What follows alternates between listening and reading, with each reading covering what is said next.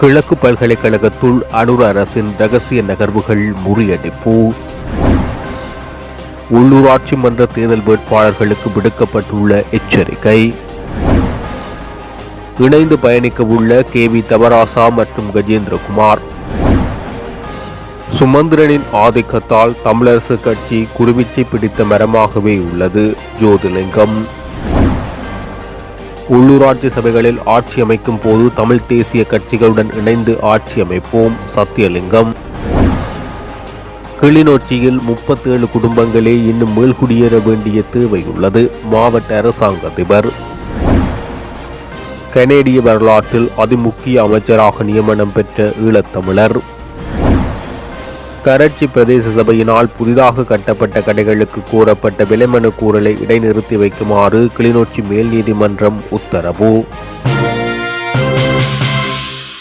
கிழக்கு மாகாணம் கல்வி சார்ந்த பின்னடைவுகளை தற்கால பகுதியில் அதிகம் எதிர்கொள்கிறது. இந்த நிலையில் கடந்த வாரம் கொழும்பில் கல்வி அமைச்சின் ஒரு முக்கிய கூட்டம் இடம்பெற்றது. குறித்த கூட்டத்தில் மட்டக்களப்பு கல்வி வலயத்துக்கான வலய கல்வி பணிப்பாளர் நியமனம் நீண்ட காலமாக இடம்பெறாமல் இருக்கிறது. அதற்கான நடவடிக்கை துரிதப்படுத்த வேண்டும் என்ற விடயம் பேசுபொருளாக முன்வைக்கப்பட்டது.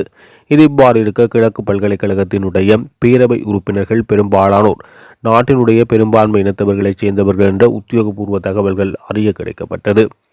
எனினும் மட்டக்களப்பு மாவட்டத்தின் 3 பாராளுமன்ற உறுப்பினர்களின் தலையீட்டால் பேரவை உறுப்பினர்களின் பெரும்பேரம் பின்வாங்கப்பட்டது.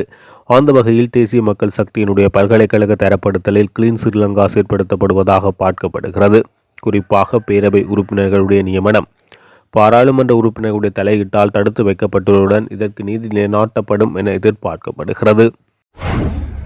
2025ஆம் ஆண்டு உள்ளூராட்சி மன்ற தேர்தலுக்கான வேட்பு மனுக்களை சமர்ப்பிக்கும் வேட்பாளர்கள் காப்போது சாதாரண தர பரிசார்த்திகளுக்கு இடையூறு ஏற்படுத்தினால் சட்டத்தை கடுமையாக நடைமுறைப்படுத்துமாறு பொலிஸ் மா அதிபருக்கு அறிவிக்கப்பட்டுள்ளதாக தேர்தல் ஆணைக்குழு தெரிவித்துள்ளது. நேற்று பிற்பகல் ஊடகங்களுக்கு கருத்து தெரிவிக்கும் போது தேர்தல் ஆணைக்குழுவின் தலைவர் RMLA ரத்நாயக்க இதனை தெரிவித்துள்ளார். அத்துடன் வேட்பு மனுக்கள் ஏற்றுக்கொள்ளப்படும் திகதிகளில் கல்வி பொருளாதார சாதாரண தர பரீட்சையும் நடைபெறும் என்பதால் வேட்பு மனுக்களை சமர்ப்பிக்கும் அனைத்து வேட்பாளர்களும் மாணவர்கள் இடையூறு ஏற்படாத வகையில் நடந்து கொள்ள வேண்டும் என தேர்தல் ஆணைக்குழு தெரிவித்துள்ளது. இது தொடர்பாக பொலிஸ் மா அதிபருக்கு அறிவிக்கப்பட்டுள்ளதாகவும் எந்த ஒரு வேட்பாளரும் இதுபோன்ற இடையூறு விளைவிக்கும் வகையில் செயற்பட்டால் சட்டத்தை கடுமையாக நடைமுறைப்படுத்துமாறு வலியுறுத்தியுள்ளதாக தெரிவித்துள்ளார். மேலும் மார்ச் 20ஆம் தேதி நண்பகல் 12 மணிக்கு பிறகு வேட்பு மனுக்களை ஏற்றுக்கொள்ளும் செயற்பாடுகள் நிறைவடையும் என தெரிவித்துள்ளார். ஜனநாயக தமிழரசு கட்சியின் தலைவர் KV தவராசாவும் தமிழ் தேசிய மக்கள் முன்னணியின் தலைவர் கஜேந்திரகுமாரும் இணைந்து பயணிக்க உள்ளதாக ஜனநாயக தமிழரசு கட்சியின் பிரமுகரான கருணாகரன் குணாளன் தெரிவித்துள்ளார். தமிழ் தேசிய சித்தாந்தத்தினை பலப்படுத்தும் வகையில் சிங்கள பேரினவாதத்தின் ஒற்றைகளால் அளிக்கப்பட்ட தமிழ் தேசிய கூட்டமைப்பினை மீளுருவாக்கம் செய்யும் நோக்கில் இந்த முடிவு எடுக்கப்பட்டுள்ளது. நடைபெறவுள்ள உள்ளூராட்சி தேர்தலில் சைக்கிள் சின்னத்தில் தமிழர் தாயகத்தில் இரு கட்சிகளும் இணைந்து போட்டியிட உள்ளனர். அதேபோன்று மாகாண சபைகளுக்கான தேர்தல் நடைபெறுமாக இருந்தால் இந்த கூட்டமைப்பினூடாகவே நீதித்துறை சார்ந்த பிரமுகர் ஒருவர் முதலமைச்சர் வேட்பாளராக போட்டியிட உள்ளார். பாரம்பரிய கட்சியான இலங்கை தமிழரசு கட்சியில் ஊடுருவியுள்ள சிங்கள பேரினவாத தரப்பின் ஒற்றர்களின் தமிழ் தேசிய விரோத செயற்பாடுகளின் காரணமாக அக்கட்சியில் இருந்து வெளியேறி வருகின்றவர்கள் KV தவராசா தலைமையிலான ஜனநாயக தமிழரசு கட்சியில் தொடர்ச்சியாக இணைந்து வருகின்றனர். தமிழ் மக்களின் நீண்டகால உரிமை போராட்டத்துக்கு முழுமையாக வலு சேர்க்கும் நோக்கில் இணைந்து பயணிக்க உள்ள இந்த கூட்டமைப்பின் நேர்மை மிகுந்த வெளிப்படையான செயற்பாடுகள் மேற்கொள்கின்ற அனைத்து தமிழ் தேசிய தரப்பினரும் இணைந்து பயணித்து தமிழ் மக்களின் மனதை வெல்ல வேண்டும் என தெரிவித்துள்ளார். சுமந்திரனின் ஆதிக்கத்தால் இலங்கை தமிழரசு கட்சி குருவிச்சை பிடித்த மரமாக உள்ளது என அரசியல் ஆய்வாளரும் சட்டத்தரணியும் சமூக விஞ்ஞான ஆய்வு மைய இயக்குநருமான ஜோதிலிங்கம் தெரிவித்துள்ளார். தமிழரசு கட்சிக்குள் தமிழ் தேசிய அரசியலுக்கு எதிரான சுமந்திரனின் பிடி இறுக்கமாக இருப்பதால் புதிய தமிழரசு கட்சி ஒன்றை உருவாக்கும் முயற்சி திரைமறைவில் இடம்பெற்று கொண்டிருக்கிறது. தந்தை செல்வா தமிழரசு கட்சி என அதற்கு பெயரிடவும் முயற்சிகள் மேற்கொள்ளப்படுகின்றது. சுமந்திரன் தலைமையில் அதிருப்தியுற்ற தமிழ் கட்சியினர் தமிழரசு கட்சியினர் அனைவரை இணைக்கவும் முயற்சிகள் இடம்பெறுவதாக குறிப்பிடப்படுகின்றது. உள்ளூராட்சி சபைகளுக்கான தேர்தல் பரப்பு தமிழ் பகுதிகளில் சூடுபிடிக்க தொடங்கியுள்ள நிலையில் அரசியல் கட்சிகளும் சுயேட்சை குழுக்களும் போட்டி போட்டு வேட்பாளர்களை தேடுகின்ற இந்த சூழ்நிலையில் இளைஞர்களையும் பெண்களையும் வேட்பாளர் பட்டியலில் இணைப்பதுதான் கட்சிகளுக்கும் சுயேட்சை குழுக்களுக்கும் கடும் பிரச்சனையாக உள்ளது. தேர்தல் சட்டப்படி 35% இளைஞர்களும் 25% பெண் வேட்பாளர் பட்டியலில் இருக்க வேண்டும் என குறிப்பிடப்படுகிறது.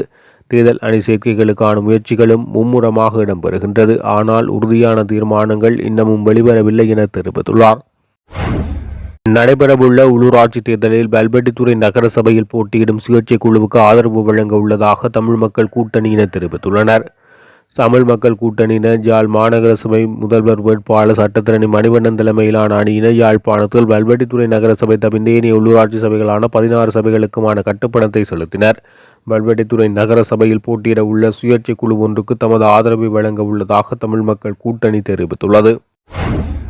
உள்ளூராட்சி சபைகளில் ஆட்சி அமைக்கும் போது தமிழ் தேசிய கட்சிகளுடன் இணைந்து ஆட்சி அமைப்போம் என தமிழரசு கட்சியின் பாராளுமன்ற உறுப்பினர் சத்தியலிங்கம் தெரிவித்துள்ளார். வவுனியா மாவட்ட செயலக தேர்தல் கட்டுப்பணத்தை செலுத்திய பின் அவர் ஊடகங்களுக்கு தெரிவிக்கும் போது இவ்வாறு தெரிவித்தார்.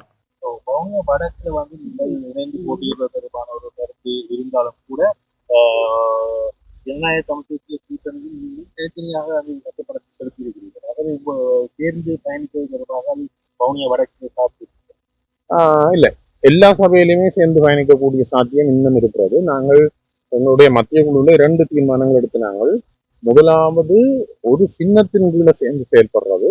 அது முடியாமல் போகும் சந்தர்ப்பத்திலே தமிழ் தேசிய கட்சிகள் நாங்கள் ஆட்சி அமைக்கும் போது இந்த தேர்தல் முறையால ஒரு கட்சி ஆட்சி அமைப்பது என்பது கஷ்டமான காரியம் என்பது எல்லாருக்கும் தெரியும். அந்த வகையில தமிழ் தேசிய கட்சிகளாக நாங்கள் சேர்ந்து ஆட்சி அமைக்கிற செயற்பாட்டில் நிச்சயமாக ஈடுபடுவோம். அந்த வகையில் நாங்கள் இப்பயும் நாங்கள் சேர்ந்து பயணிக்கிற அந்த நிலைப்பாட்டிலிருந்து நாங்கள் தமிழரசு கட்சி பின்னோக்கி போகவில்லை, சேர்ந்து பயணிக்க தயாராக தான் இருக்கோம். போட்டியில் வவுனியா வடக்குல தனித்து போட்டியிடுகிறோம். இந்த தேர்தல் முறை அப்படியானது நாங்கள் பேசியிருந்த நாங்கள் தமிழ் தேசிய கட்சிகள் சேர்ந்து போட்டியிடுற சம்பந்தமாக நாங்கள் 2 கட்சிகளும் பேசியிருந்த நாங்கள். ஆனால் சில காரணங்களால சரி வராமல் போயிட்டு இருந்தாலும் நாங்கள் அந்த கட்சியினுடைய ஆட்சி அதிகாரம் தமிழ் தேசிய கூட்டமைப்பு அல்லது ஏனைய தமிழ் தேசிய கூட்டமைப்பில் இருந்த கட்சிகள் தமிழ் தேசிய கட்சிகள் சேர்ந்து நாங்கள் ஆட்சி அமைக்கும் போது சேர்ந்து செயற்படுற எண்ணம் எங்கள்கிட்ட தொடர்ந்தும் இருக்கிறது.